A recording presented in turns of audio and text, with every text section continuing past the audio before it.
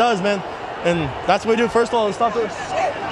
And folks, something interesting is going on the field right now. Michigan tried to plant their flag in the middle of the Ohio State field, and the Buckeyes rushed right to them.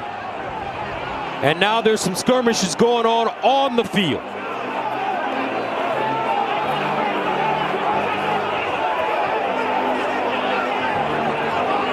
An unsportsmanlike gesture by the Wolverines. Unnecessary. They've won the game. No need to be disrespectful.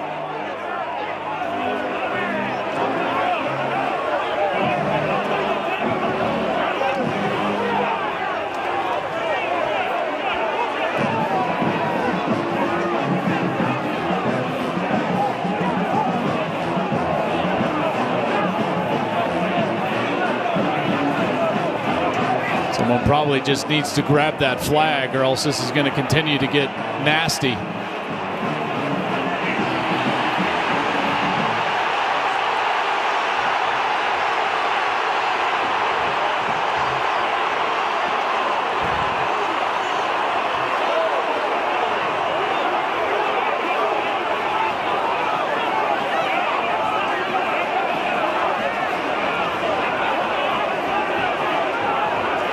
Ugly scene.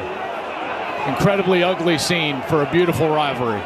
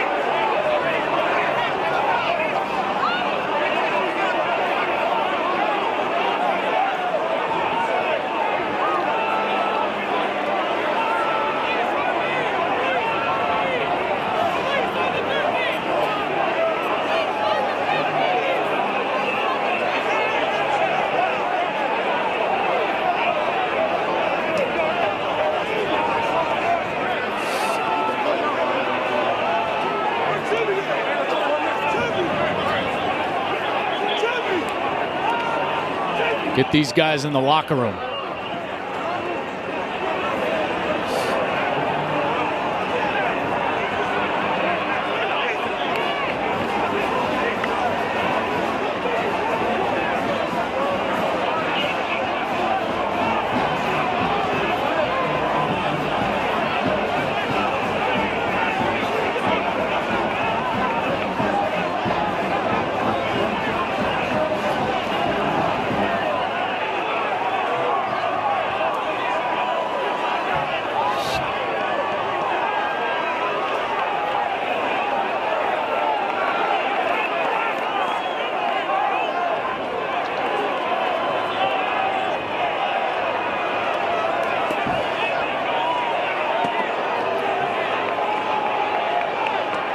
Gus, you just hate to see this.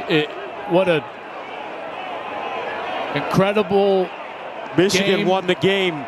They didn't need to plant the flag in the middle of the... Here, college football Saturday continues with the FCS first round playoffs. Tennessee State and Montana as we go final. And Florida plants the flag.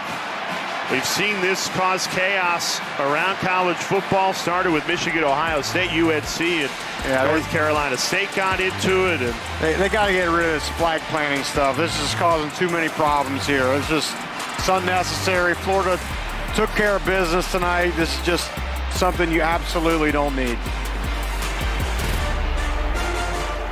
And Mike Norvell and Billy Napier were right in the middle of it. And Florida got that flag planted fast, and Florida State took issue with it. I have a feeling that's going to be something that's going to be addressed in this offseason. There's going to be a severe penalty for the flag planting in the opposing team's field. Just unnecessary.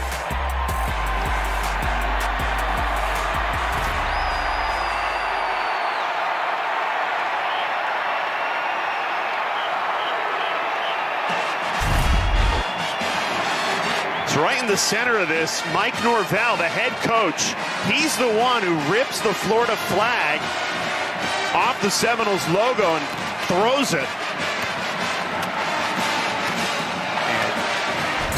It's unnecessary. Florida came in, they took care of business, they beat Florida State between the lines, and then to have that, Mike Norvell takes exception to it, and I don't blame him. And I'm sure that's not something that Billy Napier. Mack and Dave Doran embracing at midfield. A lot of respect for each other. There's a fight, looks like, happening in the middle of the field with fans on the field. This is not a pretty scene. This is not good. This is scary. You got players with their helmets off.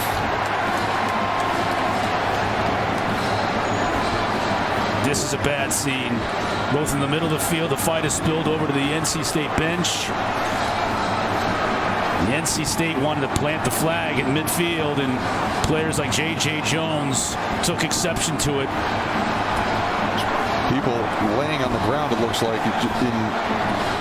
This is a dangerous scene right now.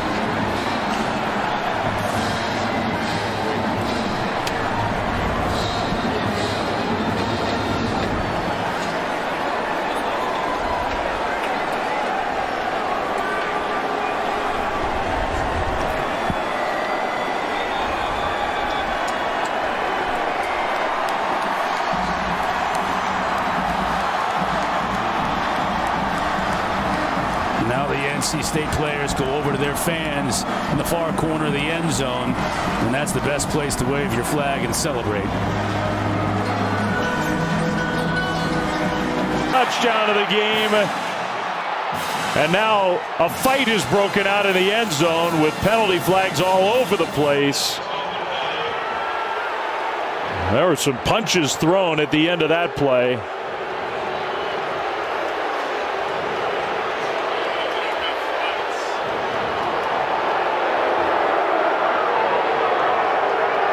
Still trying to get everybody separated.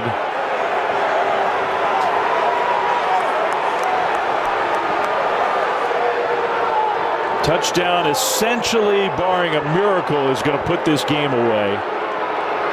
And now we got to sort out all that just happened after the play was over.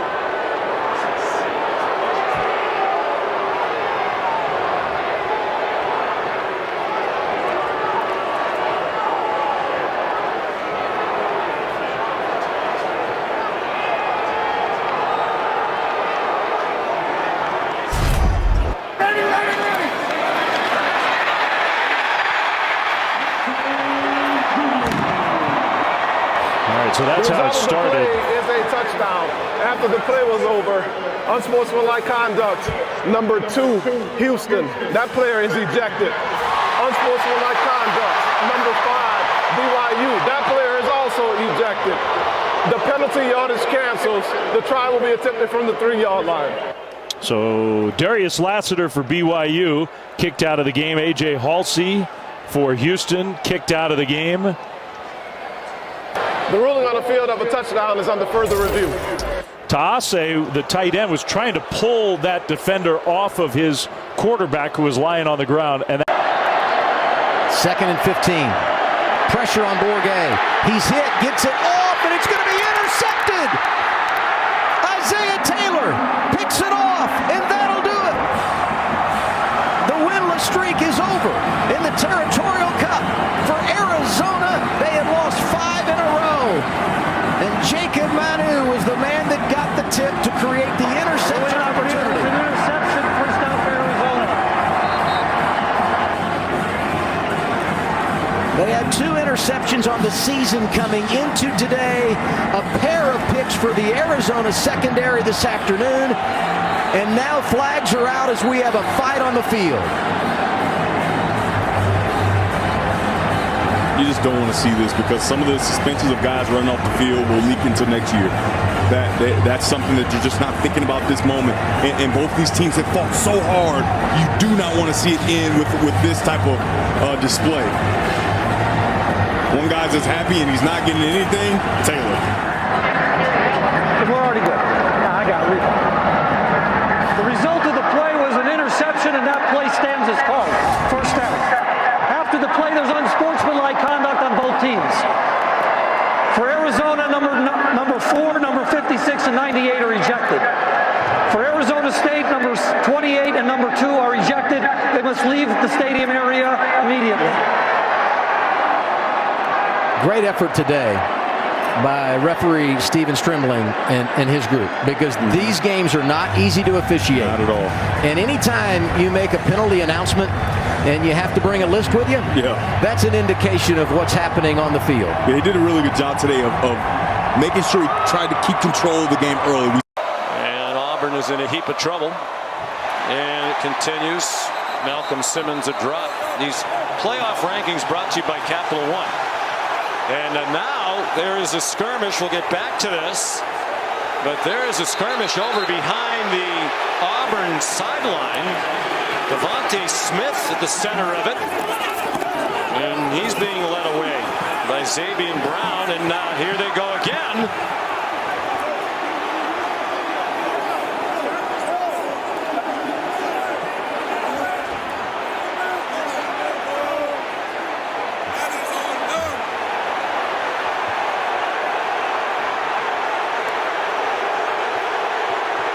Finally, some Alabama coaches running across the field to get their players out of there. That took quite a while. Devontae Smith, the most heated among those involved. Really escalated quickly, too, because it looked like they were getting ready to disengage, and all of a sudden, chaos on the Auburn sideline. Officials talking about it. We believe Keandre Lambert-Smith was the Auburn player at the center of it. It is rivalry week. It is the Iron Bowl, and emotions always run high. The result of the play is an incomplete pass. After the play, unsportsmanlike conduct, defense number 13 and defense number 8. Only one of the unsportsmanlike conduct penalties will be enforced. 15 yards from the previous spot. Automatic first down. That is both number 8 and number 13's first unsportsmanlike conduct penalty as it counts towards disqualification. Kalen DeBoer out beyond the numbers to voice his displeasure. Nobody on the Auburn side penalized here. Just watch it here as number 8 up top above Keandre Lambert-Smith. That's Devontae Smith just continuing to go at it. And then Malachi Moore over there trying to get his player out of there. He gets stuck in the middle, engaged with another Auburn player, kind of by himself at that point. Well, I guess my question here to Bill Lamagna would be, is number 5 in white for Auburn guilty of anything, or do you think they got that right based on what we've seen so far, Bill? I think both players should have been involved in the penalty enforcements.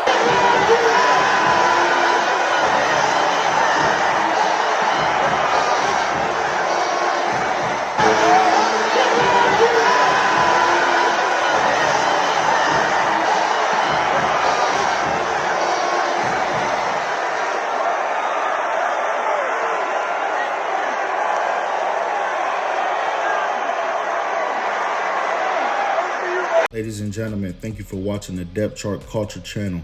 Please comment, like, and subscribe so I can keep content like this coming to you. Thank you.